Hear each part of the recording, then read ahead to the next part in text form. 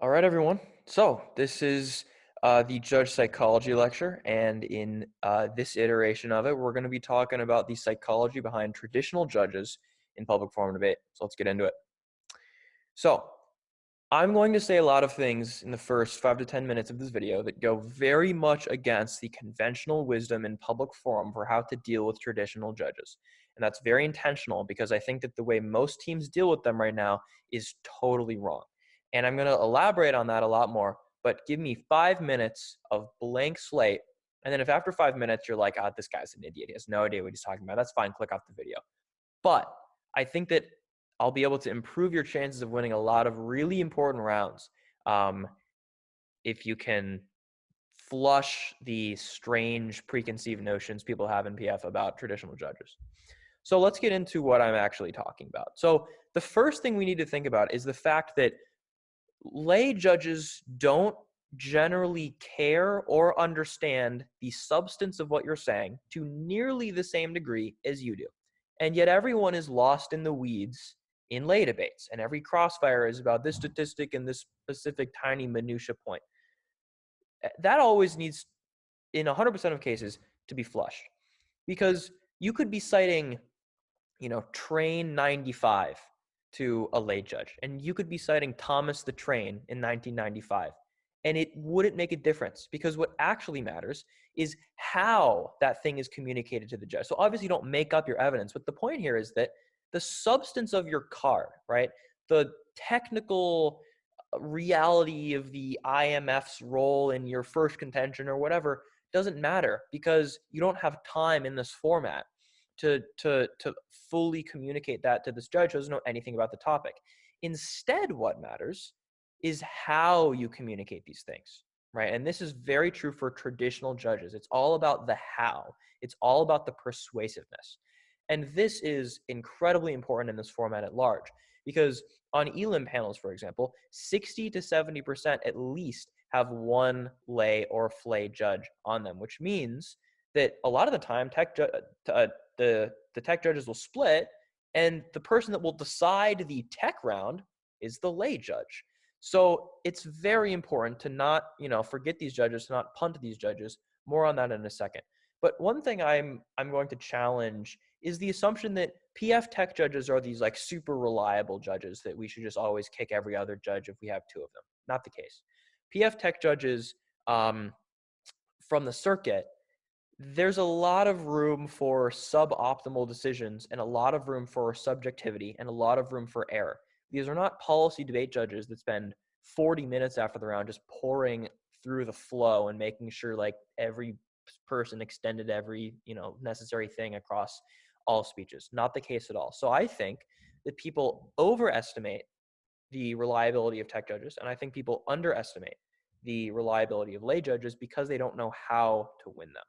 So let's talk about how to view public forum, right? So this is some transitive property stuff. Public forum is persuasion, and persuasion is psychology. When traditional judges are involved, this is certainly true, right? It's all about persuading them. It's about the how, not the what. And then we know persuasion is psychology. If you ask any psych professor, they'll tell you that. So what that means is that when there's, traditional judges involved, we're playing a psychology game, right? Public forum becomes psychology. And what this means is that you need to debate to the middle of the panel. Why does it mean that? So when you have three judges, none of which are entirely predictable, let's say you have a lay judge, a flay judge, and a tech judge, right? You cannot afford to only try to win two of them, because the two aren't predictable enough to be able to make that decision for, right? So what you need to do is you need to win or attempt to win over all three of them. And that's why Blake had a policy of never kicking a judge, right? We would never kick the lay judge. You want to tweak your style so that you can be competitive on the flow and also do things that are persuasive and psychologically correct so that you can win that lay judge over. Now, if you are doubting the effectiveness of the strategy of not kicking lay judges and actually treating them like these can be reliable victories, I want you to think about a statistically improbable fact. So every single one of my elim rounds at the Tournament of Champions, junior year and senior year, were 2-1 decisions, right? Every single one. That's like 8 or 9 rounds or something.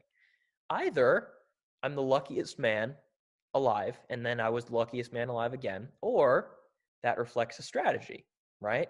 And it reflects a strategy of not kicking a judge, right? Going for all three, expecting to maybe lose one, but closing two of them because you went into the round trying to win according to everybody, right? And that is the best strategy to reliably win elimination rounds with traditional judges involved, because these rounds are won by 5%. These rounds are won by 10%, right? When you have two really good teams in elims, when you sit down after final focus, there is a tiny difference in the judge's mind, and they're all somewhat confused, right? And so that's where psychology becomes really important. That's where doing little things right that make the judges be on your side is so crucial. And so we're going to get into what those things are.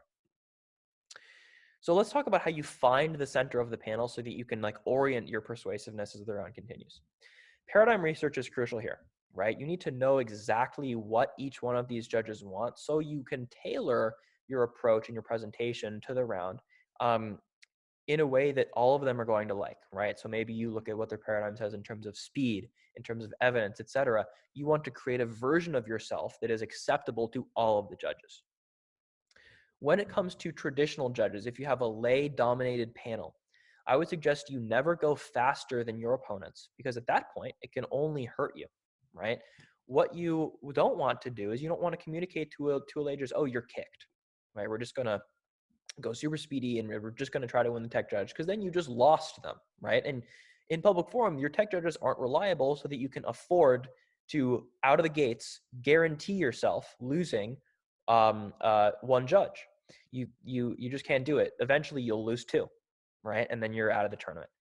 The goal should be to beat a team on tech without having to go faster than them. And that's what your goal should be for a split panel where you have lay represented and tech represented, which is the vast majority of panels.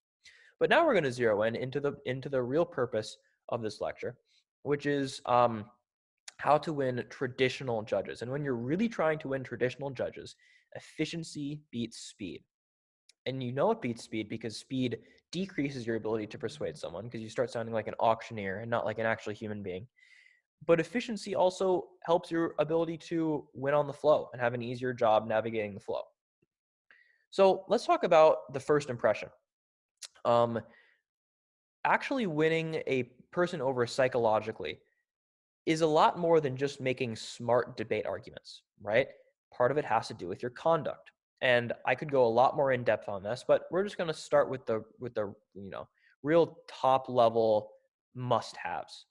The first thing is that you need to be likable, right? You need to be very respectful, very polite to your judge, and the same to your opponent, especially outside of the round. You also want to be the first to volunteer if your judge needs anything, right?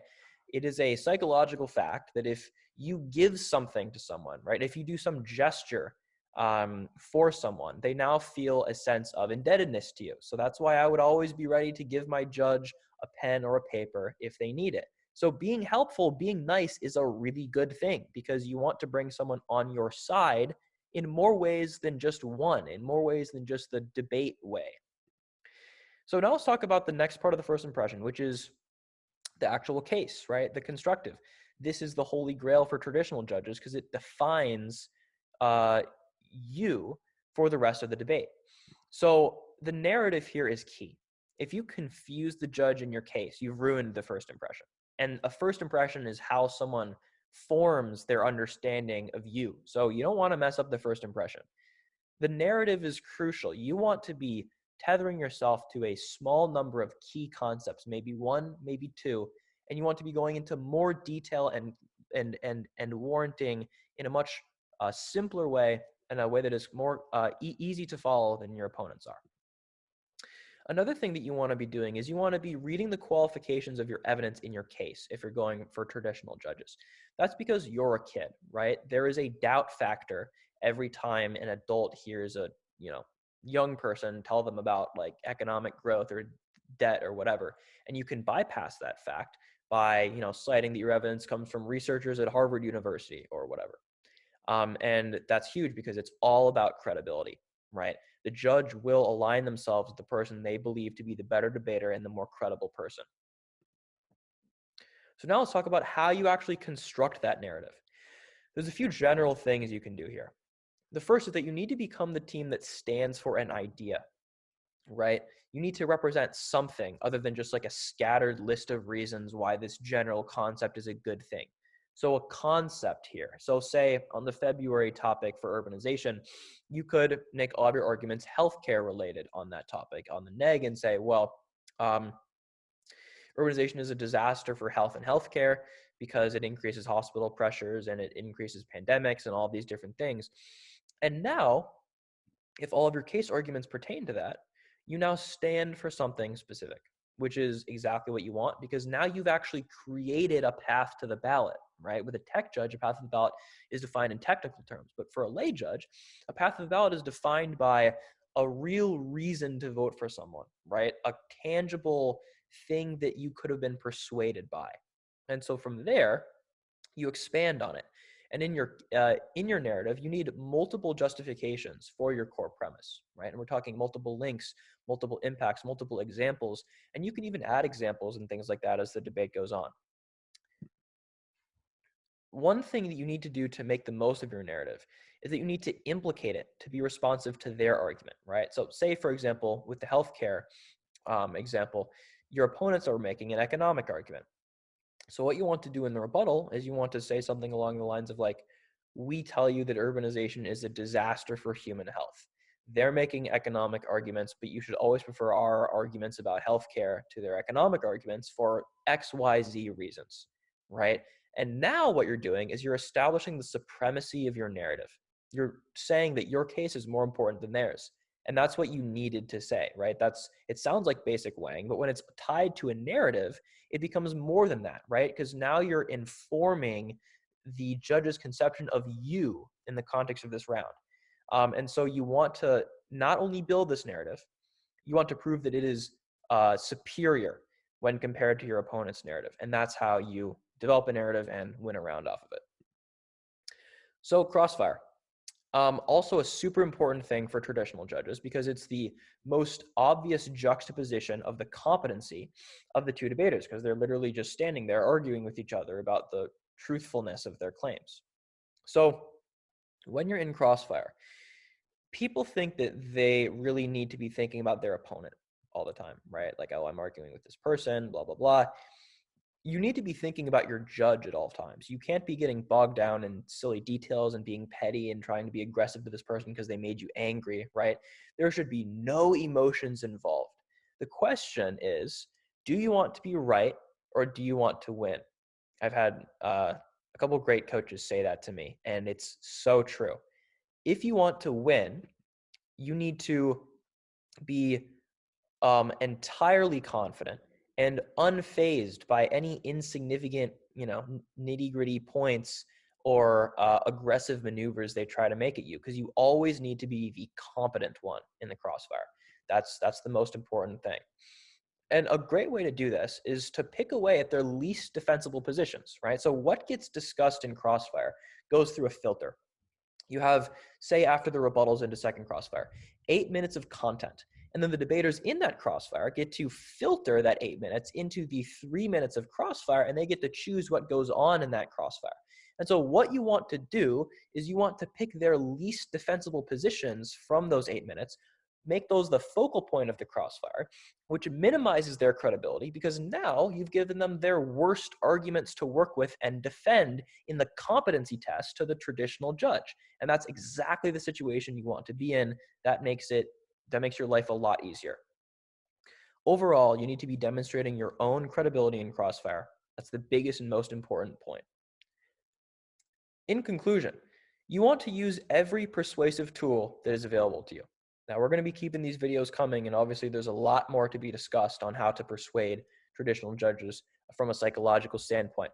But what people don't consider enough is that persuasion doesn't begin and end with debate arguments. There's conduct, there's tone, there's 100 other things, and you need to be considering all of them.